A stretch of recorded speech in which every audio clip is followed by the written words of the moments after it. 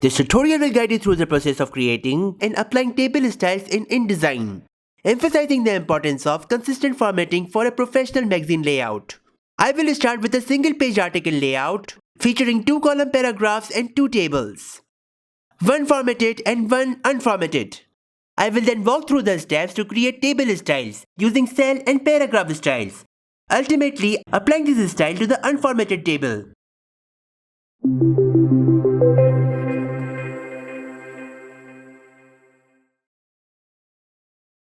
Why consistent table formatting matters? In a professional publication, consistency is key. Unformatted tables can look amateurish and disrupt the overall design. Good formatting makes things easy to read, look nice, and strengthens the publication's brand. Imagine a magazine where each table has a different font, spacing, and border style. It would be jarring and unprofessional. Table styles solve this problem by providing a quick and easy way to apply uniform formatting across all tables in your document. I have designed a beautiful one-page article layout with 2-column paragraphs and 2 tables. One table is already formatted to my liking, while the other remains unformatted. Our goal is to replicate the formatting of the style table onto the unformatted one using table styles.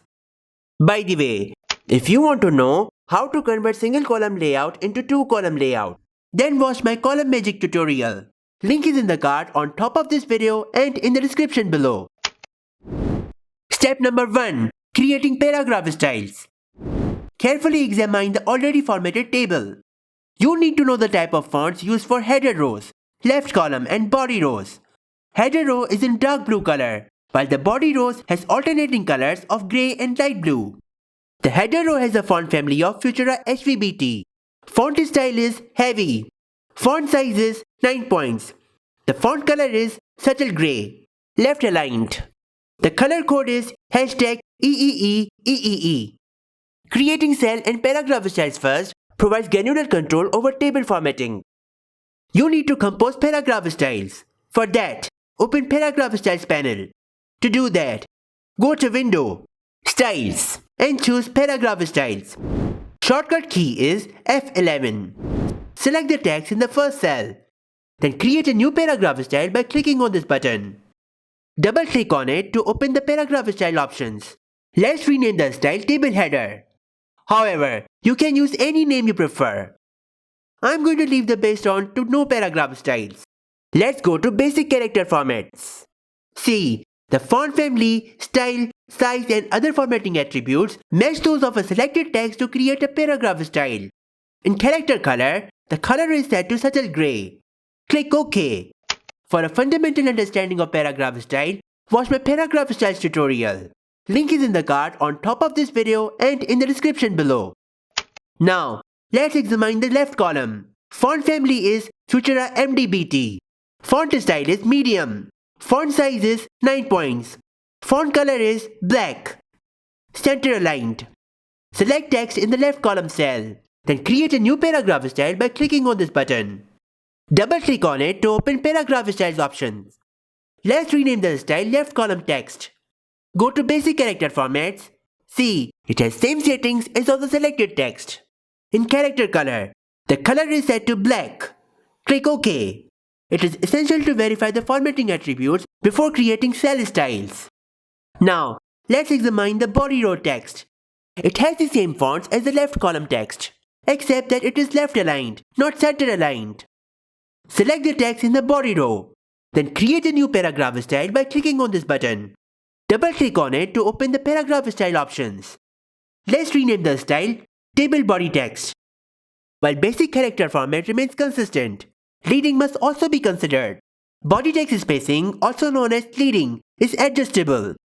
To verify its alignment settings, go to Indents and Spacing and make sure the alignment is set to Left Justify. If not, click on the Alignment drop-down menu and choose Left Justify. Click OK. Step number 2. Creating cell styles. You need to compose cell styles. For that, open Cell Styles option. To do that, go to Window, Style, and choose Cell Styles. Select the entire cell. Then create a new cell style by clicking on this button. Double-click on it to open the cell style options. Let's rename the style header row. However, you can use any name you prefer. Look below at paragraph styles. This is very important. This connects the text formatting to the cell style. Since this cell style is header row, we should link it to table header paragraph style. Linking cell styles to paragraph styles is essential for proper text formatting within the table. Stroke and fill settings offer customization options, including the ability to add or remove cell strokes. Stroke weight can be adjusted as needed. For the current purpose, a dark blue cell fill will be applied. Then click OK. Let's compose one more cell style for left column serial numbers. Select the serial number cell, then create a new cell style by clicking on this button. Double click on it to open the cell style options. Let's rename the style serial number. Connect the paragraph style with left column text. Click OK. Let's compose one last cell style for body rows. Select the body text cell, then create a new cell style by clicking on this button. Double click on it to open the cell style options. Let's rename the style body cells. Connect the paragraph styles with table body text. Click OK. Step number 3. Creating a table style. Now that you have cell and paragraph styles defined, you can combine them into a table style. First, you need to open the Table Styles panel. To do that, go to Window, Styles, and choose Table Styles. Select all the table. Shortcut key is Ctrl-Alt-A. Create new table style by clicking on this button. Double click on it to open the table style options. Let's rename the style Professional Table. In the Cell section, map the previously created cell styles to the appropriate parts of the table: header row, body cells, and serial number. In Table Setup, you can set the table border and its weight here. Stroke color is black. I'm going to set the space before to 0.0556 inch and space after to -0.0556 inch. I am skipping row strokes and column strokes. In Fills, set the alternating pattern to every other row. Let the first row be one row, and let the next row be one row as well. Light blue color for the first row, subtle grey color for the next row. Set the tint to 100% for both first and next rows. Turn on the preview. You see, the rows have alternating colors, one blue and then grey. Click OK. See, the unformatted table instantly adopted the formatting of the formatted table, ensuring consistency throughout your document. In case if header row remains unchanged, then select the header row, open Cell Style panel, then apply header row cell style on it. Now, any future tables you create can be quickly styled using this newly defined table style.